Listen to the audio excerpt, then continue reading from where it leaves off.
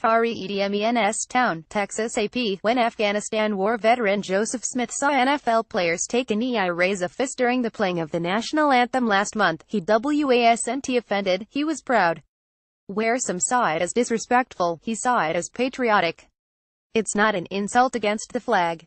It's a stand-up of your beliefs, said Smith, 32, a black community activist, in Houston's historic FREEDMENS Town, a neighborhood settled by emancipated slaves after the Civil War.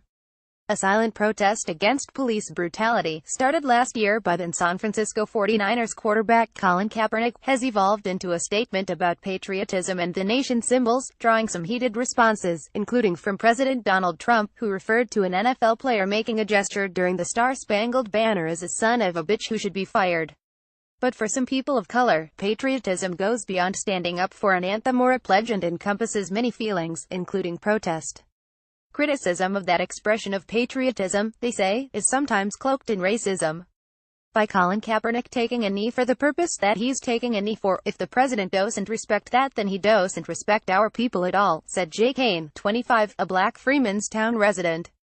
After Trump criticized the protests, more than 200 NFL players and some team owners took part in a variety of gestures during the playing of the national anthem before games. Some locked arms while others took a knee or raised fists. The protests were more muted this past weekend, though Kansas City Chiefs defensive back Marcus Peters sat during the anthem on Monday night. Several University of New Mexico players also kneeled during the national anthem last week. An APNORC poll conducted Sept. 28 October 2 found that a majority of Americans think refusing to stand for the national anthem is disrespectful to the country, the military, and the American flag, and a majority also disapprove of Trump calling for NFL owners to fire players who refuse to stand. Among African Americans, however, there was approval for gestures of protest around the anthem. 50% of blacks said refusing to stand for the anthem can be an act of patriotism, compared to 36% of whites. And 60% of blacks, but just 23% of whites, said they would consider not standing for the anthem themselves as a form of protest. It doesn't matter if you stand, put your hand on your heart, raise a fist or give the flag the finger, said Jason Johnson, 38. What matters are your actions as a man when no one else is looking.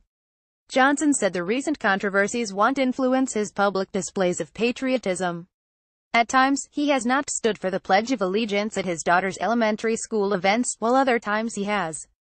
Eugene Gu, 31, a surgical resident at Vanderbilt University in Nashville, Tennessee, posted a picture of himself on social media taking a knee in solidarity with the athletes' protests.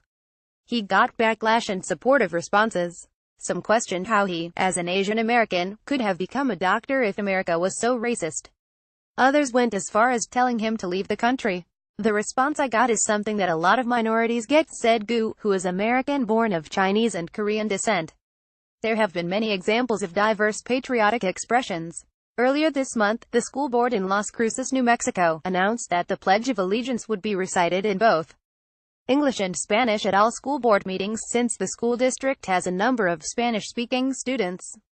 Las Cruces is following the lead of New Mexico districts in Albuquerque and Santa Fe, where the pledge has been recited for years in both languages at public meetings. And last year, a Native American female student at a Lower Lake, California, high school had a grade docked by a teacher when the student refused to stand for the Pledge of Allegiance. The superintendent said the student's free speech rights were violated. People should think about what it means to be patriotic, said Soya Young, senior partner at Change Lab, an Oakland, California-based think tank that studies demographic change in the United States. I think the question for everyone, regardless of race, is patriotism in service to who, she said. Is it just blind acquiescence to the rich and powerful and what they say it is, or do we, the people, have a say in what patriotism is? Associated Press writer Deepti Hajela contributed to this report from New York City. Associated Press writer Russell Contreras and Deepti Hajela are members of the AP's race and ethnicity team. Follow them on Twitter at www.twitter.com/Russ Contreras and www.twitter.com/Hajela.